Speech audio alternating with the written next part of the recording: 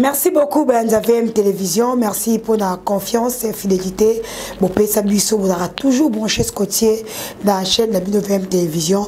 Tant que vous avez l'émission, si vous avez en tout cas s'abonner, liker, partager la émission pour ça la plaisir. Surtout, bateau, chaîne OSP, ça rabine. En tout cas, il faut partager pour chaîne Vie et Mata.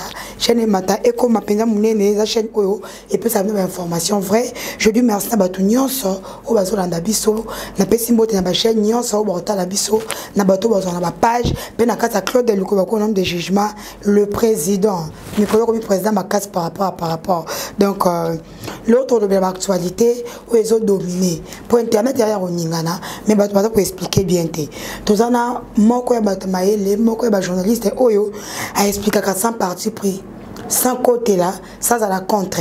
Net au bêta solo, il y a une actualité où ils ont dominé l'internet, tout sauf rien. Il s'agit de Virginie Manganga VM, la maman DG à VM Télévision. En tout cas, caméraman Nangaï, Sokaza, même moral Nangaï. Il faut qu'on a ça la plaisir na Birade au Prince des Amunda. Bonjour VM. Voilà, bonjour, Nabande Konyos, Barozoa Chance, il y a Kolanda émission à Bisso. Tous autres tournées émission, tous à Kinshasa.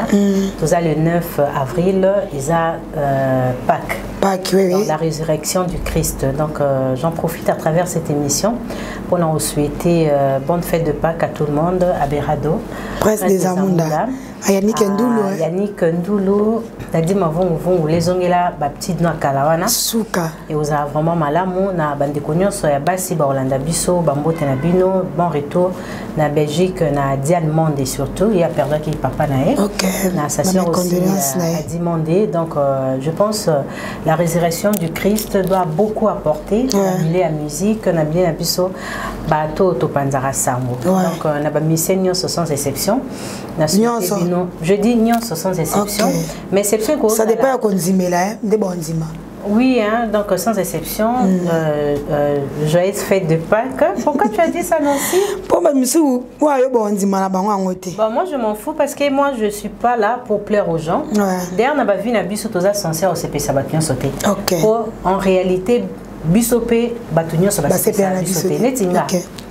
Na sepela na bato bazara na comportement moroté à violence. Bato bazara na tuité à Rosaba Yuma. Ya lokuta. Ya lokuta, moi bato belé bazaba Yuma. Il faut za na ba courage ba selo bazara na ngo ba faire rigola ba jume piana ba. Maître Gims. Maître Gims quand il dit non, il dit non. Alors, c'est que moi je déteste. Donc voilà, mon temps robot mbote nanga. A Rosara Yuma, c'est un peu ça. Bah Yuma ne ba boy mbote to ko to maman na ba sujet na biso. Bato ba e baraté, ba ça répé fort ya oye baté ba oye ba répéter. Hein? Qui t'étinde boma. Qui t'étinde zo boma. VM tout betra ma solo mikolo yo ba famille. Ba famille ya ba musicien na biso eza e wu meli peut être que ba 2 ans ba une année trouble leki. So uti na famille ke na famille et uti na famille ke na famille o si ko etelemi la deux familles mais mikolo eza na famille ya Koffi Olomide. Wow. Tozo mona Didi Stone kuna na papa na bango ezo simba te.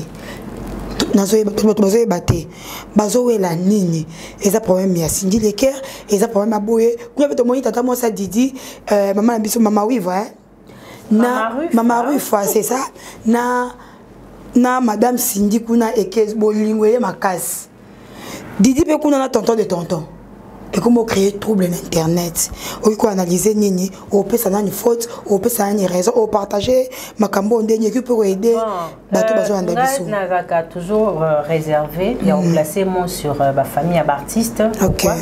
Parce que ozo kolinga na ba musicien izarara sorti à Banzembo, prestation scénique na bango, na bango musala. Alors, c'est regrettable.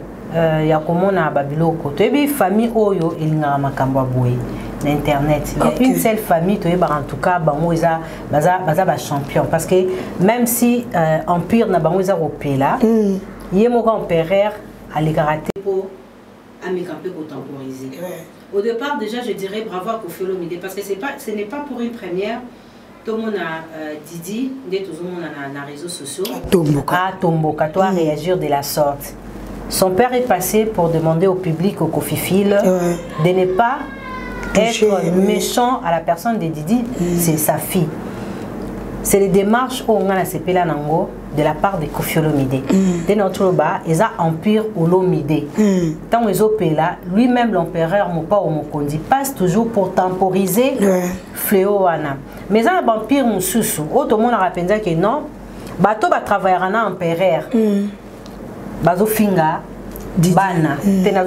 En général, bana et tout, on voit les proches des artistes insulter les enfants sans rien dire.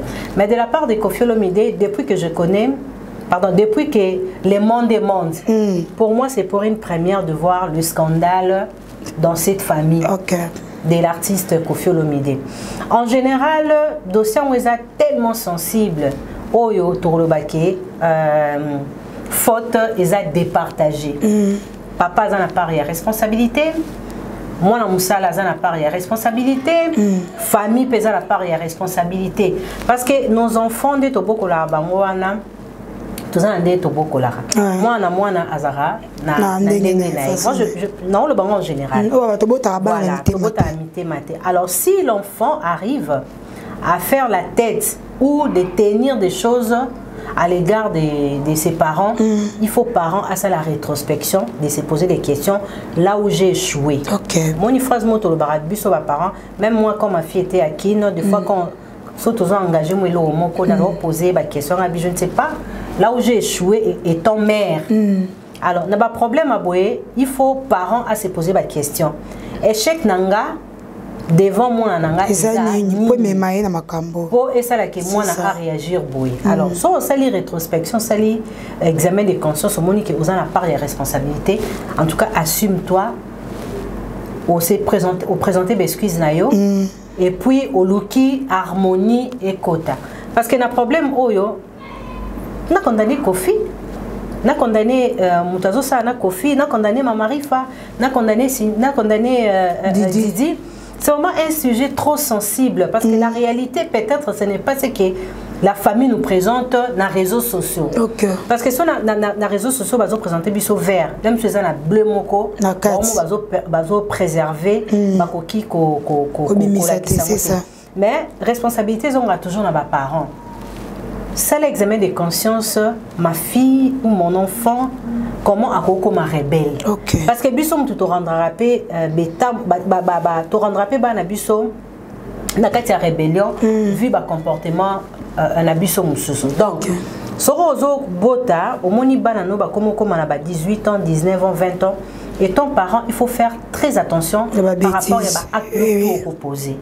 Tu vois ba acte opposé et koki ko faire révolter moi na niveau moko oyo moko obima ridicule. Net na niveau ya makambo tozomona. Si un enfant a commis na niveau au Didi a commis, la faute revient à qui? C'est ça le problème.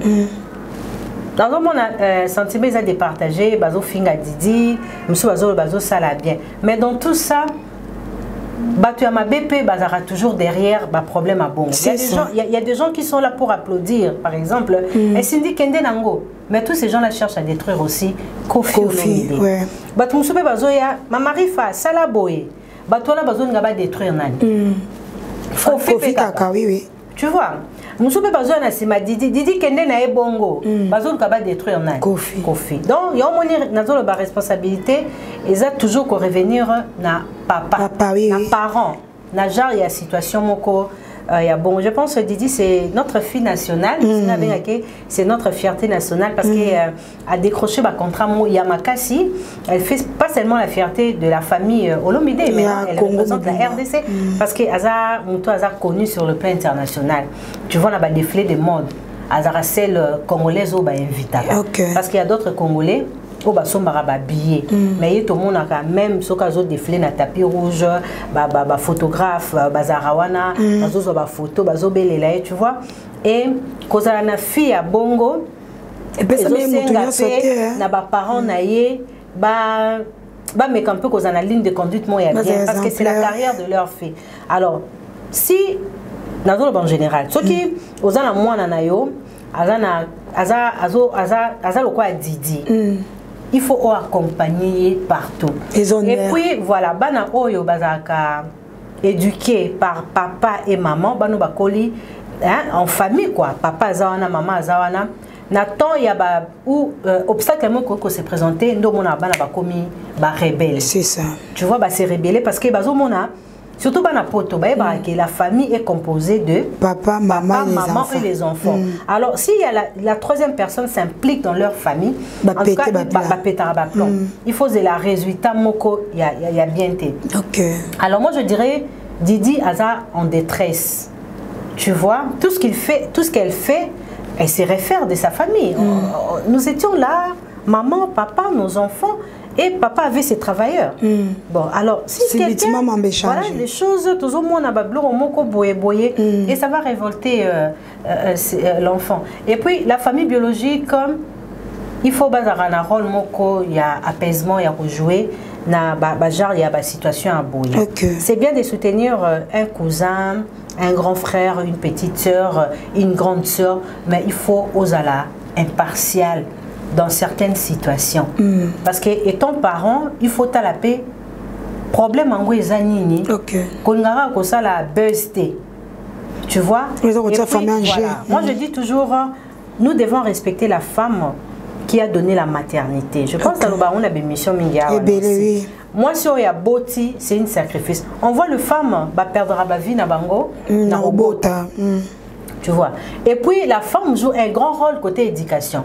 Surtout quand tu es épouse d'un artiste, l'artiste te dit bazara tout le temps en tournée.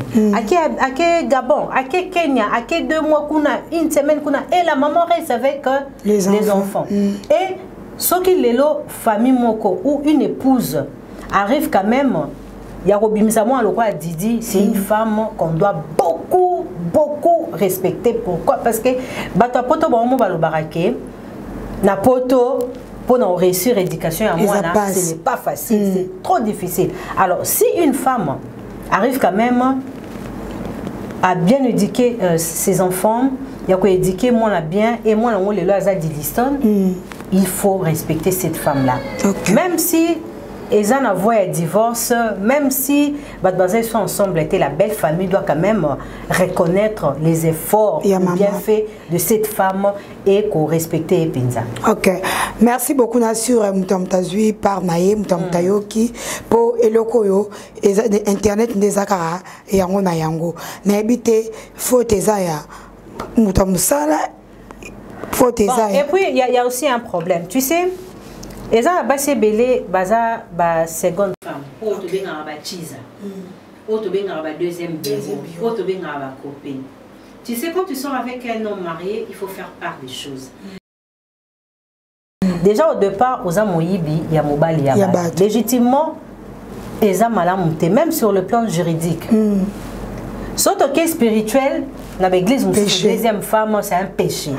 Alors et ça, la situation est comme la rabana basi, où ils ont que non moi si, andima même la seconde femme ou troisième bureau, quatrième, cinquième bureau. Mais si on se retrouve dans la situation il faut être juste à la personne que tu as trouvée comme épouse légitime. Et là, les gens qui sont sur la journaliste à l'objet. Donc il faut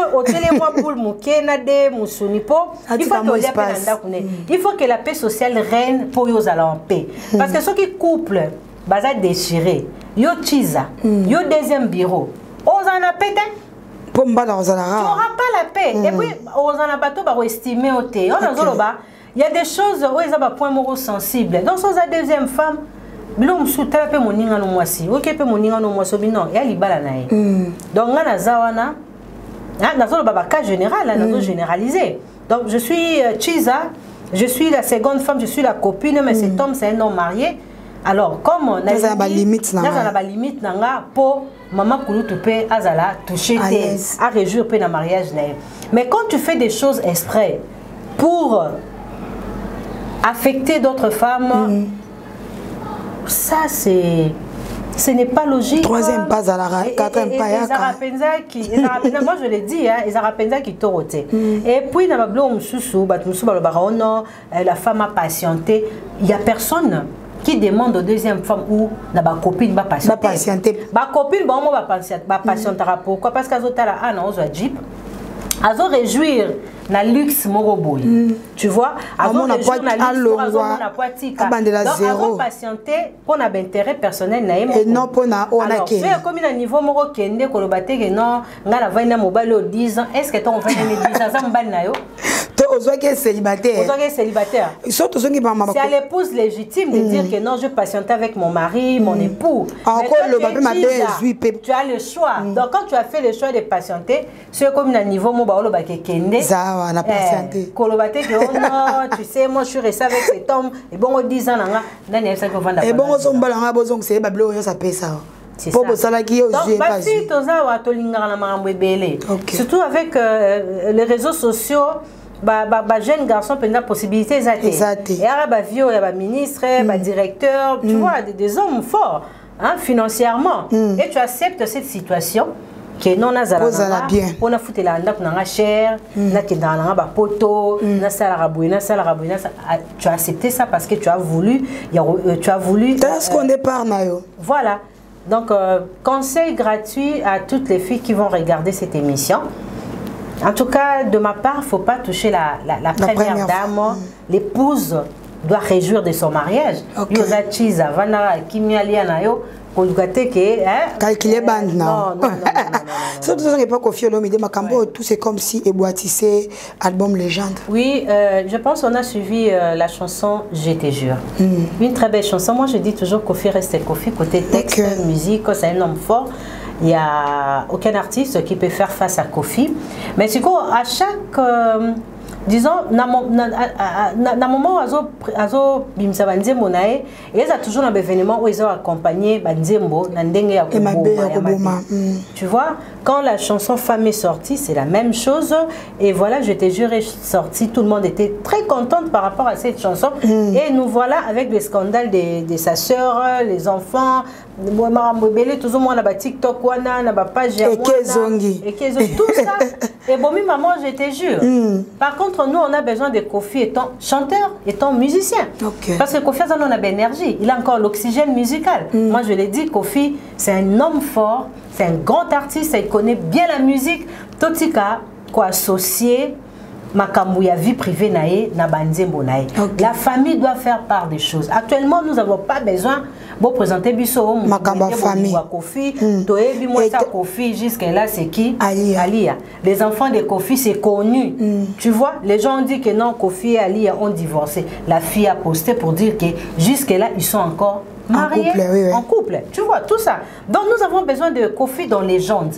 Parce que Légende, c'est un album qui a des très belles chansons avec de featuring, des références. Ben va sacrifier album quoi. On va sacrifier biso album oh nanyo boye, oh nanyo boye, oh kuna nanyo. Oh biso on a besoin de monter. En tout cas mon condiment, je te soutiens musicalement parce que je suis fan de tes chansons. Tu vois, tu fais bien la musique.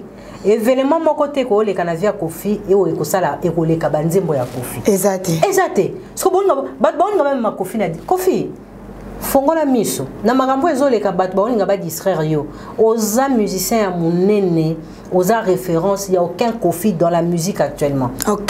Il faut faire part des choses. Il faut laisser cette histoire-là à la famille. La vidéo tout composé actuellement, il faut faire très attention parce que les locaux maintenant va récupérer.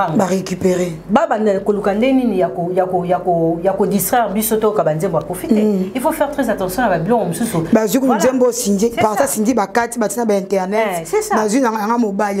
Voilà, c'est ça. Sindia za la mosa Kofi, Sindia boya nana Kofi, Sindia za la mosali ya Kofi, biso to on a besoin d'angoté.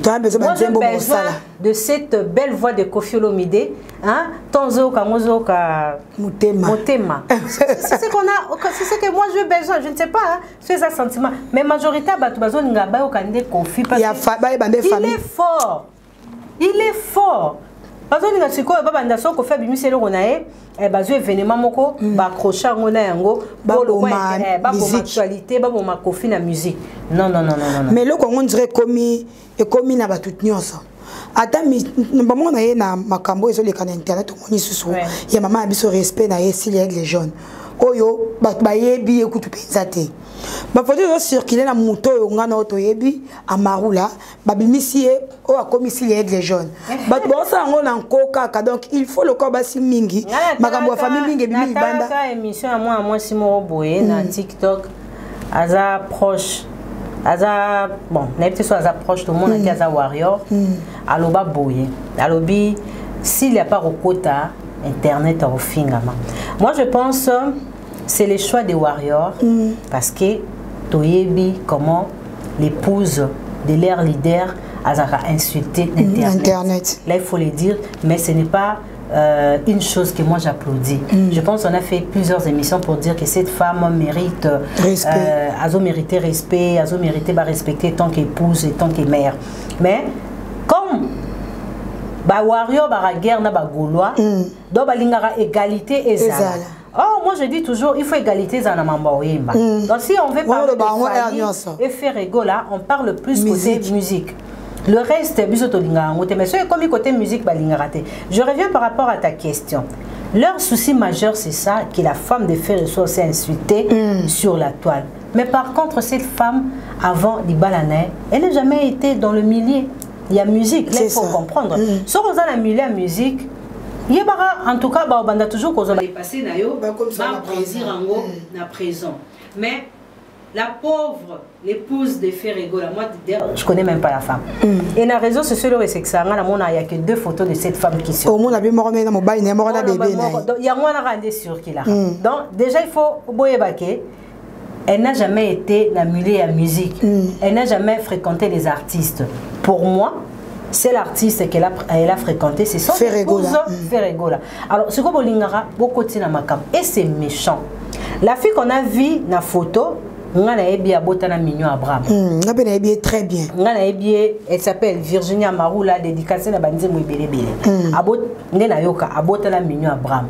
Comme on est Virginie à Marula, Mamandoi. Alors, si vous beaucoup zoyé, beaucoup tissé dans Makamboana, allez-y comprendre. Allez-y comprendre. C'est la jalousie et puis monter ma bé. Et ça va place au faire et à gagner. Et puis faire là, c'est faire part des choses. Dans une émission, il a dit ça.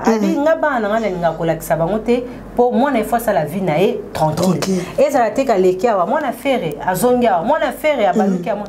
Donc il sait bien faire part des choses. Kokabolayango étant père de famille sur le plan biologique, étant père de famille, père de famille sur le plan professionnel. Aibi Okabolango, nga mona nga fait rigoler à TV, assomela li moi na endako, assomela gi moi na eboé, na mona pe bana faire. Non, na mona nga ngote, tu vois. Donc pour que ça makelele. Ba distraction bête. D'ailleurs personnellement on a pu rater des ba finga basi ba musicien na internet. Je suis contre ça. La femme doit rester une femme et la femme doit être respectée dans la société na biso. Basi ba musicien na biso ba mériter ba finga ba honte. Attends mukete. Yo kasi au vendra boemba no lendi ake Belgique. J'ai dit ake bo et ces femmes-là restent seules avec les enfants pour éduquer leurs enfants. Et bien, on a les réseaux sociaux. Et je reviens pour dire que là, ils ont échec à Warrior. C'est comme si à la robe. Non, on a été à la boîte, non, on a été au Abimara, na camarade. En tout cas, oh, ça les qui riment au bafin rabat. Moi ça va tuer. Nayo quand on a répété on a ma musique. Jamais. Donc c'est une femme qui se respecte. Alors quelqu'un qui se respecte, bolingi karabo. C'est que soit pourquoi moi ça n'a respecté. Mais c'est ça le problème. Quand on a le besoin des démarches parce que je me réfère à cette femme. Na réseaux sociaux j'ai oublié. Et ça moi soit tinda ba finga bana fali. Elle a dit ça. C'est ça, moi, sur les canaux. Oh, mukolo wana. Yama mukolo wana tu vas finir bana fali. Ngana des missions à zolo bango. Donc, ils à la moi si à fali, ils à la moi si à ferré, ils à la moi si à ndekonani, ils à to respecter bango. To bimisa bango dehors, yama kababuzoba. Ba yemba raté, ba simba ra microté. Moi signor sozana guna ya zana délire nae. Mais surtout zongi na maman moi ça ferré. Amona gete. Et ce mon a que des ça lui faut démarche. Oh, moi ça fait un salon filmé. Non, à filmer. À filmer. Oh, attends, moi, ma voiture n'a pas pédé. Attends, moi, la voiture n'a pas pédé, tout le monde a raté. Oh, moi, ça fait raison, mais la champagne. On n'a jamais vu ça. C'est ça. Il y a des photos et sur qu'il a en réseaux sociaux. Allez-y comprendre, ce n'est pas une fille à muler. Fille à muler. Quand tu es une pute, fille à muler. C'est ça, ce sont des poufiasses, excusez-moi pour le terme. Vous avez filmé légère, des filles à milliers, filles à ville, na ville au Sani. Bosani démarche à Makambutu. C'est un peu ça. Babimisi marambe belé simbité liko na ngoboye en tout cas elongiwana mais moi si na yebana na Kishasa ayebana penza eza pas pour comparer na si la poto yebié biso nyonso le quand on a fait goto beno bizorbi et bimaki audio normal faire un dans studio et ma version concert et mis 3 versions mais c'est comme si faire à calculer qui abimi si y a concert et il y a normal succès il y a clip succès il y a concert coutou normalement attendez on le batté a changé ça les lits a changé donc bizarre comme il aura l'album et puis manzembo moko bon succès au bizarre sali ce que vous qui ba warion de ba sali en euro na ipso to ngato mela maite wa bana non bana ngaya bana mabe il faut to mela maite to changer planète to la planète Terre to qui na Jupiter to na planète mususu en tout cas félicitations à faire rigola bizarbi to moni même ba Nigérien ba binya on a moni artiste nigérien succès koleka Banzembo et Belé. Parce que quand tu fais un album, il n'y a que 2 chansons. Oh, bah, yo cassé que c'est échec total. Voilà. Maintenant, ils ont une seule chanson. Moutoula mouta. Bah, namoni na ba chinois. Namoni na ba français. Donc namoni, ils ont bon, je ne sais pas si c'est quoi. Et ça montre déjà que Ferrego là, Azo Kende, qu'on marquait bi dans le stade de martyr. Parce que faire à que les stades de martyr n'a pas œuvre et à succès. Parce que les stades de martyr, tout le monde a tourné à échec, Mambozo Simbate, il fallait à la stade de martyr à Matanga. Là, voilà. Mais Ferrego là, qui part au stade de martyr avec le succès de la chanson Bizorbi, en tout cas c'est une question d'applaudir Ferrego là. Kolobane, félicitations. J'ai confiance à l'artiste. Mais nous avons partagé les bisos secrets à Bizorbi, c'est quoi? Mais bien sûr, nous devons comprendre. Parce que les sauces sont à pimenta qui ont des voilà, nous devons comprendre les épices de cette chanson. Parce que Ezara Kitoko. Des débuts à la fin. Et on a vu encore version concert. Ah, voilà, Souka. Oh, Malembe. Malembe, voilà. Donc, félicitations à Papa Hervé, c'est ça un artiste. Aux on a besoin de ça là-bas, 10 tubes, 20 chansons. Moko, depuis l'année passée.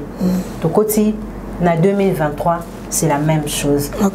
Et bah, challenge, les lots, tous en attendent les réseaux sociaux, tous en attendent les numériques. Et là, aussi, ils ont combattre un record, vous voyez, on a ba réseaux sociaux na sala débat morona warion abida bezana biso na TikTok téléphone na ye moko to le kabo efere to zonga bo efere abosanya bipoza téléphone na yo ngabi to bosani o téléphone na TikTok ezala ya mutu te faire go atiki biso pe te aseli ayembeli FARDC effectivement sacrifice suprême sacrifice suprême oyo. Donc, batu ba yoki ango, batu ba bengi, batu ba zolo en tout cas Ferrego là, asala no nzemba este, open ningi sa ko sala kitoko makasi. Azaki de cœur na bato ba omo na passe na este. Après ça il fait sous sacrifice suprême, analyse non par rapport ya nzembo wana. Waouh. Aza artiste moko de cœur. Aza muto a compatisaka son qui a sa makelele.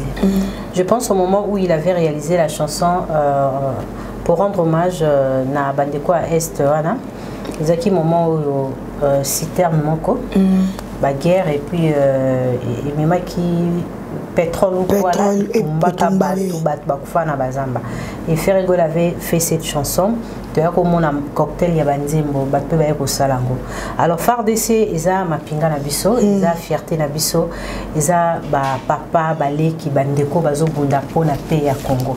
Qu'est-ce que nous pouvons donner? Encouragement, c'est la façon est belle. Tu peux faire ça en nature, on déférait à Sali Nzemomoko ya bon goût. Sacrifice suprême. Et puis aventure par rapport à FARDC. Après, concernant le 24, une partie à recette à Versango, à Pesango, à donation, na ba veuve ya FARDC, na bateau au bazar, na Frankuna bazo bonda. Donc c'est un artiste humanitaire, mais dans le calme. C'est ça. Alors, après pour Zombo, parce que faire déjà billet sauté quand même, billet naé. Et t'es que jusqu'au billet wana yango faire abo il n'est pas baki akabola ki ofele non na lobi boé il y a quelqu'un qui m'a écrit pour dire que Virginie au loba qui fallait atika ki nini polele tozozela mais faire oteka déjà na tinele batuku ba lien ba kota ba ko somba ba billet naé donc ils ont qui est bien et moi wana tout arrose en opé soit artiste à lokoso arrose en haut to asomela ngo vernis tété voilà. Bon, vernis. Mais on aura tendance vernis. Bon, on a mais étant humain, à l'obinzemboana, vernis, on est à la couleur. Natia rose. Voilà. Ce qu'on a cause en bon, à qui Nélan tout le bas, à ressemble à vernis, à Kabeli Batba, à se faire à gauche vernité. Tombongwana. À ce moment on va jeep, tu vois, mais à une partie en Bongwana, à que ça donation, la ba veuve, il y a ba soldat. Donc c'est déjà acte moko, ils ont déjà acte moko noble, de la part de Ferregola. Récite moi on est à 100%. Mais faire à quoi raté, parce que succès à Bizorbi, succès à Dynastie D, parce que ça a raté des et puis faire à Zamona Wenge, et ce n'est pas un concert de la mort, c'est un concert, il y a joie, réjouir, on a vu nos collègues Yaya, Mami, Virginie, tout ça, une soirée, mon gars. Mais Virginie, le 24, Bissot au Zala. Donc, pourquoi? Parce que on a besoin de son, de musique à bien. Ferré. Non, on a ferré. Il y a beaucoup de déjà 100 kilos. Donc, aux hommes, ils ont concert, mon roté ferra, il y a un bateau, to abuka, non, parce que stade de martyr, moi je serais contre un bêta à Bouka. Toi et Bouka là. Non. Et ça patrimoine Nabiso. Il faut être tika. Tu vois, il faut être tika là. Mais quand tu fais ce genre de production, il faut votre base à la rassurer. Moi je rassure tous les gens qui seront là. Au côté de la sac nayo, au côté de la téléphone, au côté de la perruque, na normal. Koulou ne vous arrêtez. Koulou ne vous attend quand on a côté de la perruque à Milaï. Donc on va vous trouver ça mouké. Parce que dans c'est ça. Donc, faire ça l'hymne national et abandonner l'ango. Oui, c'est un artiste humanitaire, c'est quelqu'un. Tout le monde a depuis Grand Calais à Yemba Indépendance. Il n'y a aucun artiste qui a pensé de faire la seconde chanson où il a accompagné sur le 30 juin pour nous célébrer jour où les Congolais ont pris les choses en main. Journée la Bussoya, journée la Bussoya Indépendance. Clin d'œil n'a pas peur, il y a indépendance, Patrice Emery Lumumba, Baza et Bélé, voilà. Tu vois?